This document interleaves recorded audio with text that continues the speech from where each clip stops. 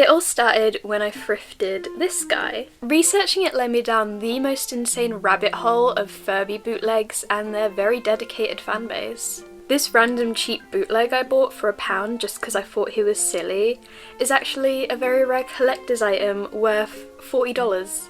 And I got to it before any of the car boot resellers, haha, suck my nuts. So let's take a look into the world of Furdies and Dirties and Peep Peep Poop Poop Looby Boobies. I don't know, they have weird names. Why are they so expensive? And why did Hasbro put 20,000 of these into a shredder like some sort of mass Furby cult sacrifice ritual? Furbies were first released in 1998 and immediately became a craze with kids all over the world. To capitalise off of this hype, Furby fakes began to emerge very soon after. Hasbro was quite passionately against Furby fakes. They issued warnings, seized fakes and shredded them, and issued many lawsuits. However, many Furby fans felt differently. They thought these bootlegs had a certain charm to them and began to collect them. Because of the scarcity of some fakes due to factories being shut down or lawsuits, etc, their prices shot up significantly, and they're now more valuable than even most authentic Furbies. Whilst Furby as a brand is still going strong to this day, its initial hype never resurfaced, meaning the vast majority of Furby fakes are based on the 1998 originals, and both robotic fakes and plush fakes exist, alongside a plethora of other random merchandise including Concerned Keychain. I laughed so hard at this when I saw it, like wouldn't this make such a good reaction image? Despite how quite frankly disturbing it is that Hasbro destroyed so many of these, I think they were valid in their concerns because unlicensed robots are not something you want to mess with. You've heard the horror stories about toys eating children's hair or being hacked into by creepy adults. A lot of these fake Furbies were also made in factories with not so ethical working conditions. But I guess it's not even a case of them being fake anymore because I heard that recently Hasbro just destroyed a load of their own personal collection, including Furbies that there were only like 2 of in existence. I can't even think about that for too long because it just makes me so upset. Despite some concerns, I still think Furby fakes are so fascinating and charming, and I'm so glad I discovered them and get to share them with the internet. Also, I did a poll and this video got the most votes, so thank you for that. The masses want Furby bootlegs. So let's go over some of the different types because they all deserve their recognition. Also just a PSA that like this isn't going to be every Furby fake ever, just the ones that stand out, because if I did every single one, this video would be like 10 hours long. So I wanted to start with hoodie pets because not only are they one of the most popular fakes, they're so popular that fakes of these fakes exist. Hoodie pets, unlike a lot of Furby fakes, are plushes as opposed to robots. Most of them have a pull string that makes them vibrate, hence why the labels for the original hoodie pets reads trembling keyring. So that's probably why I have such a maternal instinct for them. They're like the Furby equivalent of a trembling chihuahua. Hoodie pets are quite diverse. They come in many different colours and eye placements. The term hoodie pet is sometimes used as an umbrella term for this general style of fake. Some variations of hoodie pets include shaking pocket pets, which have both a pull string and a keychain, groovies, which come in both large talking versions and smaller non-talking versions, and Furdies with bigger ears and a sadder expression. And oh my god, I need one of these Furdy heart backpacks.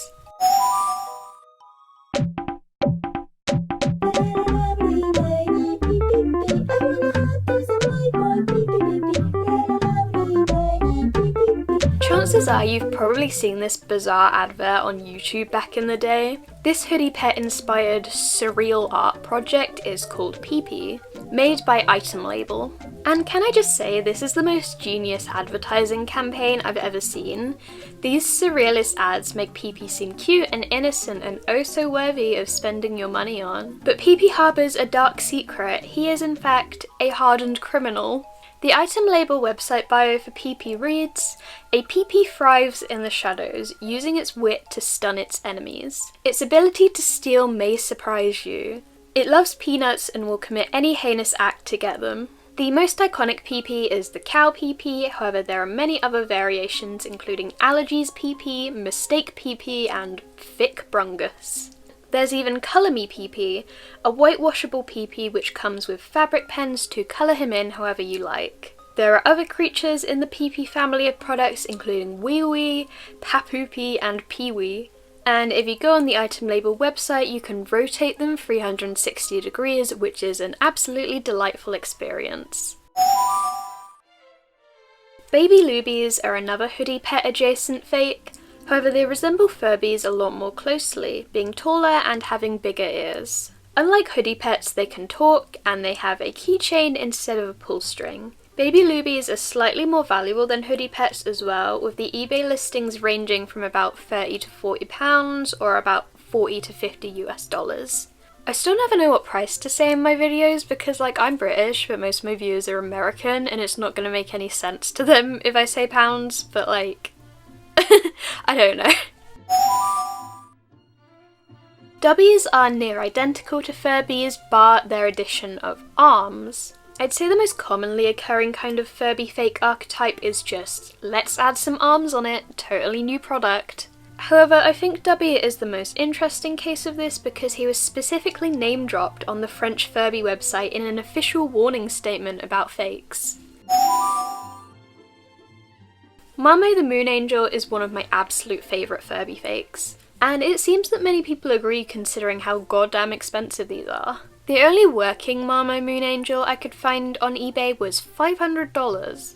They originated in Japan and come in 4 varieties: Moonflower, Moon Eye, Moonshine and Moon Snow. Unlike Furbies, they have arms and wings and resemble a marmoset, hence the name. The majority of Furby fakes just reuse Furbish, the language that official Furbies speak, however Marmo Moon Angels have their very own language. I appreciate the dedication, but with that amount of effort you could have just made your own toy and not a bootleg. The official Furby tagline is, "The more you play with me, the more I do." However, the Baby Birdie Bird tagline is, "The more you play with me, the more you will love me." Baby Birdie Birds took Furby's bird-like features and ran with them. They have wings and the most luscious eyelashes I ever did see. Something I think is interesting is how companies interpret Furby's kind of hybrid nature in their bootlegs. You could place most Furby fakes on a sort of spectrum from mammal to bird. Clearly in the world of Furby bootlegs, the name Furdy was very high demand, because there are multiple fakes all with the same name. The first kind of Furby is near identical to the official Furby, just with a very cute bow tie. I love him. There is a different Furby without a bow tie. They took his swag away. Just kidding, these were made by 2 different companies, one just a tiny bit more creative than the other. The first company also made a second type of Furby with paws like a bear. And finally, there's the hoodie type Furby I went over earlier. Furbies are quite commonly compared to mogwais, and even had an official Gizmo Furby release. The resemblance was so strong that Hasbro was allegedly sued by Warner Brothers over it. But I've also heard sources say that that never actually happened, or that it was an out-of-court settlement instead. So we'll leave it at a maybe, I guess, and sorry for treating that as fact in my older video. But you can see cause so many sources say that happened, but then others don't, and I am very confused. But anyway, mogwais are a Furby fake that did not learn from the whole alleged lawsuit situation, as they ripped both franchises off quite proudly. I actually really love these guys, they speak loads of different real languages. Burbles are a really interesting case, because this is the type of shit the losing team on The Apprentice would make. Their gimmick is that they like to stay cold, and if they warm up, they get angry, so you have to pretty much permanently keep it in the fridge or on a cooling pad, which seems wildly impractical. Burbles have little to no documentation bar a YouTube demo, so it's theorised that these never got an official release. Wow, I sure do wonder why. Poopies aren't particularly unique from any other Furby fakes, quite closely resembling Furbies with the bear type arms and legs. However, I just needed to add them to this list solely because they're called Poopies. Fuzzy Wonders are an interesting case because not only are they Furby bootlegs but also Hatchimal bootlegs.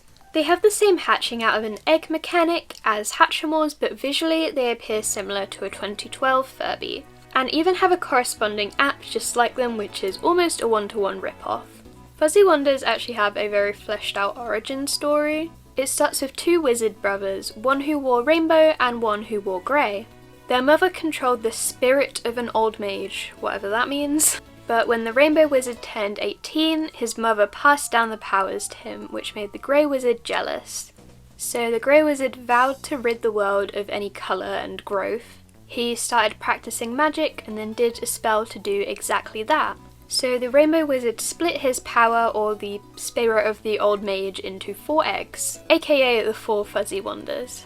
These were called Woody, the keeper of grass and trees, Arctic, the keeper of rivers and streams, Posy, with the power of gems and stones, and Rosie, the keeper of flowers. Only the purity of a child's love could free the Fuzzy Wonders from their eggs. Or I guess the purity of Chadtronic with a hammer. And again, it begs the question, with that level of creativity, why not just make your own toy and not a bootleg?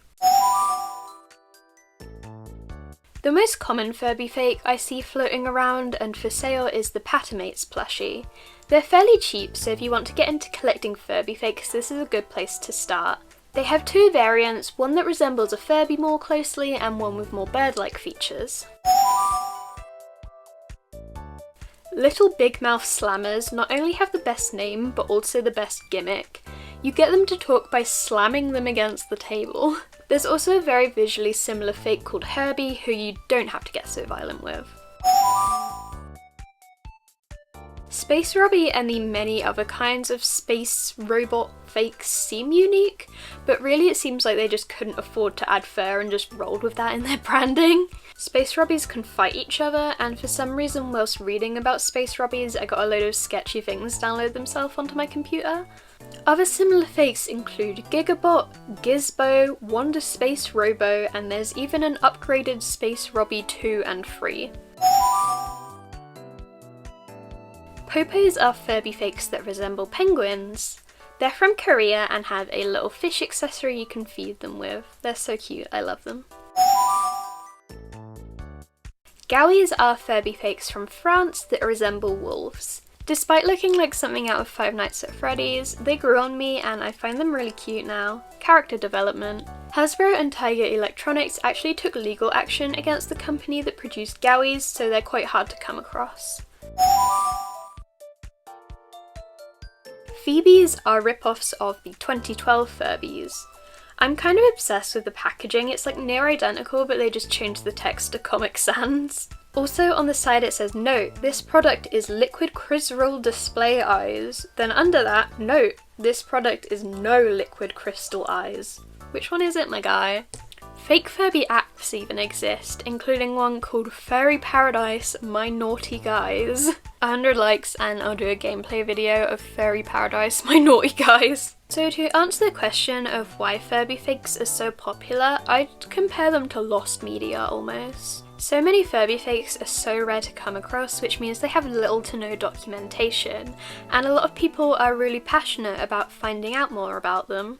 It's really fascinating to see new Furby fakes be discovered over time, and they're also very popular with people who like fixing up old electronics. I think it's quite safe to say that the Furby fandom is kind of interested in like weird cursed objects. I mean, look at this thing. A lot of people customize Furbies to make them even weirder, and a lot of Furby fakes just have that same cursed energy that we all love. I also think a part of their charm is how so many different countries have their own Furby fake, like Marmo Moon Angels in Japan and Gowies in France. It's like different regional variants of the same creature. So just to finish this video off, I wanted to show off some of my Furbies. I only collect ones that don't talk because I have many horror stories about my childhood Furby that would talk in the middle of the night even with no batteries. So this is my original 1998 Furby. He doesn't work anymore, but my parents bought him when they were my age during like the initial hype, so I think he's just a really cool thing to have.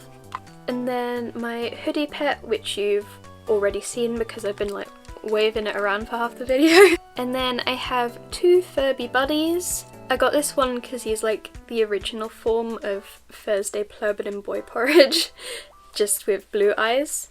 And then this lovely spotty fellow was actually from the same store I got my hoodie pair. So yeah, I paid £15 for this one and £1 for this. This is my Furbler I got for Christmas last year from my parents. We match with the same colour. Also, I'm like stuck over here because I have such bad pins and needles right now, like I literally can't move.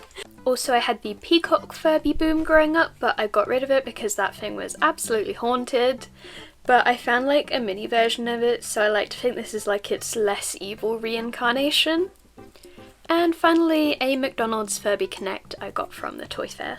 So that is all for today, mostly, but I'd just like to say that a lot of this information was hard to cross-reference with anything else because it is so niche. So for a lot of information in this video, I had to go solely off of the fandom wiki, which isn't exactly the most credible source. So yeah, as much as it sucks to say it, maybe take this video with like a grain of salt, and hopefully in the future there will be more people willing to document Furby fakes to like more of an extent than now, if that makes sense. And also confirming whether the Gremlins lawsuit happened or not, because someone's spreading misinformation and I don't know who.